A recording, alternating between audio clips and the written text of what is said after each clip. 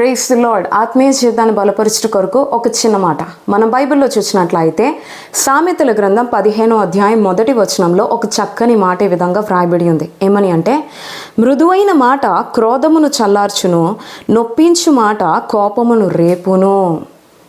ఏంటంట? మృదువైన మాట క్రోధాన్ని చల్లారుస్తుందంట, నొప్పించు మాట కోపాన్ని రేపుతుందంట. ఈరోజు ఒక ప్రశ్న, నువ్వు క్రోధాన్ని, గొడవల్ని చల్లార్చే వ్యక్తిగా ఉంటున్నావా నీ మృదువైన మాటతో?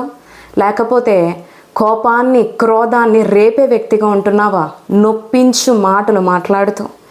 చాలామంది కుటుంబాల్లో అలాగే జరుగుతుంది కదా. గొడవ జరుగుతుంది, భర్త ఏమో క్రోధం కలిగి కోపంతో మాట్లాడుతూ ఉంటాడు, భార్య కూడా వెనకాల ఏం చేస్తూ ఉంటుంది?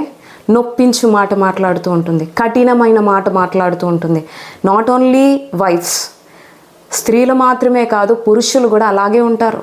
నొప్పించు మాటలు మాట్లాడుతూ క్రోధాన్ని, గొడవల్ని రేపేవారిగా, కుటుంబాలు చల్లా చెదురు చేసుకునేవారిగా ఈ లోకంలో చాలామంది కనబడుతున్నారు.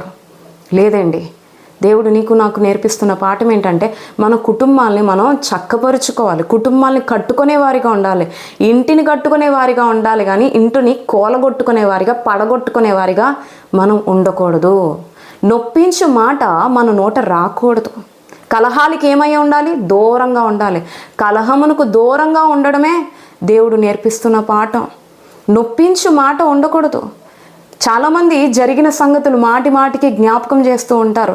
అందుకే ఈ బైబిల్లోనే ఒక మాట ఈ విధంగా వ్రాయబడి ఉంది. మీరు సామెతల గ్రంథం 17వ అధ్యాయం 9వ వచనం చూసినట్లయితే, ప్రేమను వృద్ధి చేయగోరు వాడు తప్పిదములు దాచిపెట్టును, జరిగిన సంగతి మాటి మాటికి ఎత్తువాడు మిత్రభేదం చేస్తాడంట. జరిగిన సంగతి నువ్వు మాటి మాటికి ఎత్తితే నీ కుటుంబాన్ని నువ్వే కోలగొట్టుకుంటున్నావు. జాగ్రత్త. అదే నువ్వు ప్రేమను వృద్ధి చేయాలనుకుంటే తప్పిదాలను ఏం చేస్తావంటే దాచిపెడతావు.